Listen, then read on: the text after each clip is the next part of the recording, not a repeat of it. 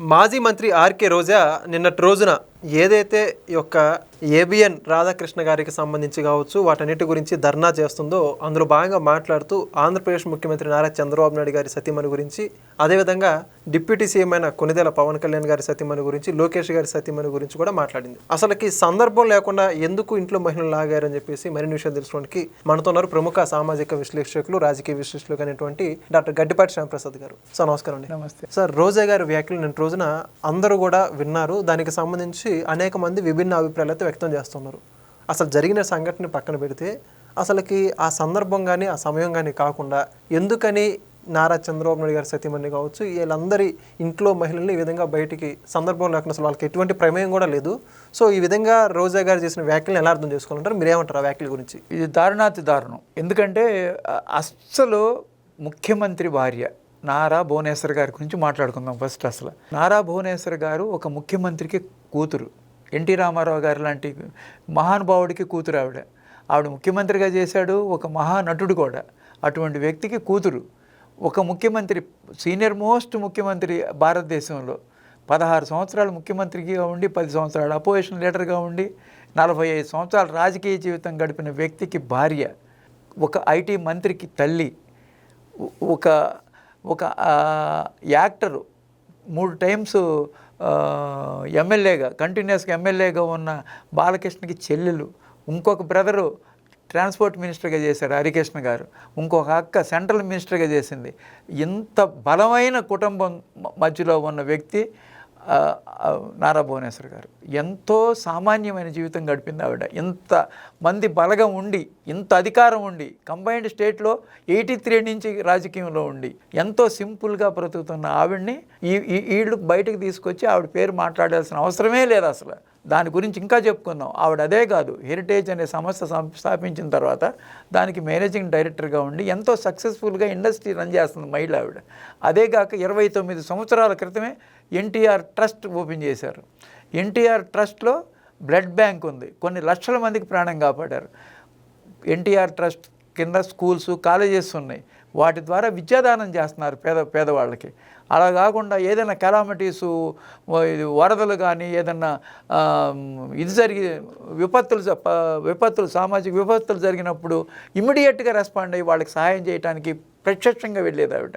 ఎప్పుడూ రాజకీయంలో వాళ్ళ తండ్రి గారి దగ్గర కానీ భర్త దగ్గర కానీ రాజకీయ జోక్యం ఎప్పుడూ చేసుకోవాలి. ఎవరి పనుల్లోనూ ఆవిడ జోక్యం చేసుకోవాలి. ఫస్ట్ టైము చంద్రబాబు నాయుడు గారిని అరెస్ట్ చేసినప్పుడు ఆవిడ పబ్లిక్ లైఫ్లోకి వచ్చింది బయటికి. నిజం గెలవాలనే దాంట్లో వచ్చి ఆవిడ ఫస్ట్ ఇలా అన్యాయం జరిగింది, నిజం గెలిపించండి పబ్లిక్ దగ్గరికి వచ్చింది. అంతేగాని అటువంటి గొప్ప వ్యక్తిని ఈ మధ్య 29 సంవత్సరాల ఒక మీటింగు 20 యానివర్సరీ చేశారు ఎన్టీఆర్ ట్రస్ట్ భవన్లో. ఆ సందర్భంగా ఆవిడ చీఫ్ గెస్ట్గా వచ్చినప్పుడు ఆవిడకి కార్పెట్ మీద పూలు పరిచారు. ఆ పూల మీద నడిచి రావాలి, తీసుకెళ్తున్నారు స్వాగతం పలికి. కానీ ఆవిడ ఒప్పుకోలే, నేను ఆ పూల మీద నడవను, పూలు తీసేయమంది. అంతటి సాధారణ గృహిణి ఆవిడ. ఒక కంపెనీకి మేనేజింగ్ డైరెక్టర్ అయ్యుండి, ఒక ముఖ్యమంత్రి భార్య అయ్యుండి ఎంత సాధారణ జీవితం గడుపుతుంది. ఎవరిని ఎప్పుడు ఒక్క మాట కూడా ఎక్కడ తప్పు మాట్లాడాల. అటువంటి వ్యక్తిని కదిలితే రోజా మాట్లాడుతుంది. తప్పది. ఒక మాజీ మంత్రి ఆవిడ ఎంత సంస్కారవంతంగా మాట్లాడాలి. మొన్న ఉగాది రోజు అనేది పంచాంగ శ్రవణం జరుగుద్ది గవర్నమెంట్ తరపున. ఎప్పుడైనా సరే, ఎప్పుడు సతీ సమేతంగా ముఖ్యమంత్రి అటెండ్ అవ్వరు. గత రాష్ట్రం పుట్టిన దగ్గర నుంచి ఏ ముఖ్యమంత్రి భార్యను తీసుకురాలి ఉగాదికి. అలాంటిది హిందూ మతం మీద జగన్మోహన్ రెడ్డికి సరైన గౌరవం లేదని అందరూ అంటున్నారని ఆయన ఏదో నటనగా ఉగాది రోజు భార్యతో కలిపి ఉగాది పూజ చేశాడు అనమాట. దాన్ని ఏదో గొప్పగా మేము హిందువులకు ఫరనట్టుగా చేసి అది అరకొరగా చేసి అందరు నవ్వులు పాలయ్యాడు. ఇప్పుడు జగన్మోహన్ రెడ్డి గారు సతీ సమేతంగా ఉగాది చేసుకున్నారు. చంద్రబాబు నాయుడు గారి సతీమణి ఎక్కడికి వెళ్ళింది, హెరిటేజ్కి వెళ్ళి పాలు పితకడానికి వెళ్ళిందా అని అసభ్యంగా మాట్లాడిందనమాట. అట్లాంటి మాటలు మాట్లాడుతున్నప్పుడు చంద్రబాబు నాయుడు గారు ముఖ్యమంత్రిగా ఉన్నారు. మీ సతీమణిగానే కాకుండా ఒక మహిళగా ఆవిడకేమి ఆవిడని అనడానికి అవసరమే ఉంది. ఇప్పుడు పాలు పెత్తడానికి వెళ్ళే మాట మాట్లాడచ్చా? ఎంతో గొప్ప వ్యక్తి ఆవిడ, ఎంత సమాజ సేవ చేస్తుంది, ఎన్నో రకాలుగా రాజకీయ అవకాశాలు ఉన్నాయి, కానీ ఎప్పుడు ఏ రాజకీయ దాంట్లోనూ ఆవిడ ఇన్వాల్వ్ అవ్వాలి. మీరు ఎందుకు చర్య తీసుకోరు? ఎందుకు చర్య తీసుకోరు? చంద్రబాబు నాయుడు గారిని నేను డైరెక్ట్ క్వశ్చన్ అడుగుతున్నా. ఆ మాట అన్న తర్వాత మీరు ఎందుకు దాని గురించి మాట్లాడలేదు? అది ఉగాది రోజు అయిపోయింది, ఉగాది అయిపోయి దగ్గర 10 to 15 days అయింది. రోజా గారి మీద మీరు ఎందుకు చర్య తీసుకోవాలి? పాలు పెతకడానికి వెళ్ళిందా అనే మాట ఎందుకు మాట్లాడాలి? అన్నెసెసరీ, అక్కడ అవసరం లేని సందర్భం. అదే సందర్భం మళ్ళీ నిన్న కూడా వచ్చింది. తొలి పలుకో కొత్త పలుకో ఏదో ఆంధ్రజ్యోతి ఆయన రాధాకృష్ణ గారు ఒకటి రాసుకుంటాడు, ఆయన ఒపీనియన్స్ రాసుకున్నాడు. ఆయన ఒపీనియన్స్ రాసుకుంటే అది వైఎస్ఆర్సీపీ వాళ్ళకి కష్టం కలిగించింది. ఆ కష్టం కలిగించే ధర్నా చేశారు. ధర్నా చేయడానికి మాజీ మంత్రులు, ఎమ్మెల్యేలు అందరూ హైదరాబాద్ వచ్చి ఏబిఎన్ ఆఫీస్ ముందు ధర్నా చేశారు. ధర్నా చేసిన సందర్భంగా నువ్వు రాధాకృష్ణ గారు తప్పు రాస్తే ఆయనకి మీరు చూసుకోండి. రాధాకృష్ణ గారు చేసిన దానికి మీరు ధర్నా చేశారు, సరిపోయింది. ధర్నా చేయొద్దని ఎవరు అంటలా. ధర్నా చేయటం మీ హక్కు, ధర్నా చేశారు, మీరు ఏదో బాధపడ్డారు అని ఏదో అన్నాడు. అదే సపరేట్ టాపిక్, సపరేట్గా మనం దాని మీద విశ్లేషణ చేయొచ్చు. రాధాకృష్ణ గారు ఏమన్నారు, వీళ్ళు ఎందుకు రియాక్ట్ అయ్యారు, అది సపరేట్ విశ్లేషణ.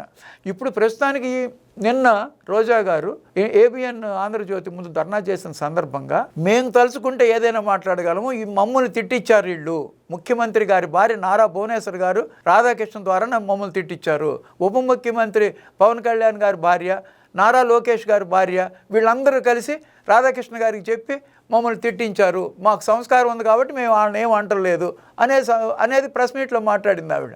అంటే వాళ్ళకి ఏమి సంబంధం అసలు? వాళ్ళ ముగ్గురికి ఈవిడేమన్నా వాళ్ళు ముగ్గురు ఫోన్ చేసి రాధాకృష్ణ గారికి రోజా గారిని తిట్టండి, మహిళలను తిట్టండి అని వాళ్ళు ఏమన్నా చెప్పారా? మీకు ఏమన్నా ప్రూఫ్ ఉందా? ఎట్లా చెప్పగలరు మీరు వాళ్ళు రాధాకృష్ణ గారికి చెప్పి మిమ్మల్ని తిట్టించారని? ఎంత అసంబద్ధం! దాని మీద ఎందుకు చర్య తీసుకోలేదు చంద్రబాబు నాయుడు గారు? ఇవాళ ఎట్టి పరిస్థితుల్లో రోజా గారి మీద చర్య తీరాల్సిందే. వాళ్ళు ఎప్పుడూ ప్రజా జీవితంలోకి రాలా. నారా బ్రాహ్మణి కానీ, పవన్ కళ్యాణ్ గారి భార్య రష్యన్ అయినా సరే వాళ్ళు ఎంత పద్ధతిగా సంస్కారవంతంగా ఉంటారు. ముఖ్యమంత్రి గారి భార్య కానీ, ఉప ముఖ్యమంత్రి గారి భార్య కానీ, నారా లోకేష్ భార్య కానీ, వీళ్ళంత పద్ధతిగా ఒక సిస్టమేటిక్గా ఎవరిని ఎప్పుడు ఒక మాట కూడా తప్పు మాట్లాడరు. అటువంటి వ్యక్తుల్ని ఎందుకు నువ్వు బయటికి లాగుతావు? ఎట్లా పడితే అట్లా ఎందుకు మాట్లాడతావు? నీ పాపం పండే రోజు దగ్గరికి వచ్చింది. ఇవాళ విజిలెన్స్ కమిషనరేట్ నీ ఆడుదాం రానో ఏదో పెట్టారు కదా ప్రోగ్రామ్ 2019-24 మధ్యలో, అది 100 కోట్ల పైన బడ్జెట్ అయితే 50 కోట్లు మీరు తినేశారని విజిలెన్స్ కమిషన్ రిపోర్ట్లో 30,000 పేజీల్లో రాశారు. రేపు మాపో నీ మీద క్రిమినల్ కేసులు పెట్టమని అడుగుతున్నారు వాళ్ళు. నిన్ను కానీ బైరెడ్డి సిద్ధార్థ రెడ్డిని కానీ అరెస్ట్ చేయొచ్చు. లేకపోతే అధికారులు కూడా దీని మీద ప్రమేయం ఉంది కాబట్టి ఇది చాలా పెద్ద స్కాము. అంటే బడ్జెట్ 100 కోట్లు అయితే దాంట్లో సగం మీరు లేపేశారంటే మీరు అటువంటివి చూసుకోకుండా మళ్ళీ తిరుపతిలో టిక్కెట్లు కూడా ఉంది, నీకు చాలా బ్యాడ్ నేమ్ ఉంది. అటువంటి ఆవిడ నువ్వు నారా భువనేశ్వర్ గారి లాంటి సేవామూర్తిని నువ్వు నిమిషానికి ఒకసారి మాట్లాడతావేంటి? ఆవిడ పేరు మాట్లాడితే నీకు గుర్తింపు వస్తుందనా? చాలా గొప్ప వ్యక్తి కాబట్టి ఆవిడ పేరు మాట్లాడితే నిన్ను చాలా గొప్పగా మెచ్చుకుంటారు జగన్మోహన్ రెడ్డి గారు. అలాంటి చేయబాకండి, తప్పు. ఇది అంతా చంద్రబాబు నాయుడు గారు మెతగ్గా ఉండటం వల్లే నడుస్తుంది. చంద్రబాబు నాయుడు గారు రోజా మీద ఇమీడియట్గా చర్యలు తీసుకోవాలి. నారా భువనేశ్వర్ గారిని కానీ, పవన్ కళ్యాణ్ భార్యని కానీ, నారా లోకేష్ భార్యని కానీ, వీళ్ళందరినీ ఎందుకు ఇన్వాల్వ్ చేసింది దీంట్లో? నువ్వు డైరెక్ట్గా అటాక్ చేసుకో రాధాకృష్ణ గారిని. నీకు ఆయన చేసింది ఏదైనా తప్పు అయితే, ఆయన ఏదో రాశాడన్నారు కాబట్టి వీళ్ళకేమో సంబంధం అసలు? ఆ పేపర్లో రాసిన దానికి ఆ కొత్త పోలుకి వీళ్ళకి ఏమీ సంబంధం లేని ఇష్యూని నువ్వు ఎందుకు అటాక్ చేస్తావు? కాబట్టి దీని మీద చంద్రబాబు నాయుడు గారు మీరు ఎట్టి పరిస్థితిలో రోజా గారి మీద యాక్షన్ తీసుకుని తీరాల్సిందే. లేకపోతే ప్రతి వాళ్ళు కలిసి అయిపోయి ప్రతి నిమిషం మాట్లాడతారు. మిమ్మల్ని 2019-24 మధ్యలో అసెంబ్లీలో నారా భువనేశ్వర్ గారిని ఏ విధంగా మాట్లాడారు, మీరు ఎంత మనస్తాపం చెంది మీరు ఏడ్చారు కూడా. ఈ కౌరవ సభ రాను మళ్ళీ గెలిచి మళ్ళీ వస్తానని కూడా మీరు శపథం చేశారు. అలాంటి మాటలు మాట్లాడుతుంటే మీరు ఎందుకు మీరు మౌనంగా ఉంటున్నారు? చంద్రబాబు నాయుడు గారు మౌనం మిగతా వాళ్ళకి అది విచ్చలవిడితనంగా మాట్లాడుతున్నారు అన్నమాట. కాబట్టి దయ్యుంచి మీరు తీసుకోదగ్గ చర్యలన్నీ తీసుకుంటే మంచిది. Thank you sir. Please subscribe to Leo news for more videos.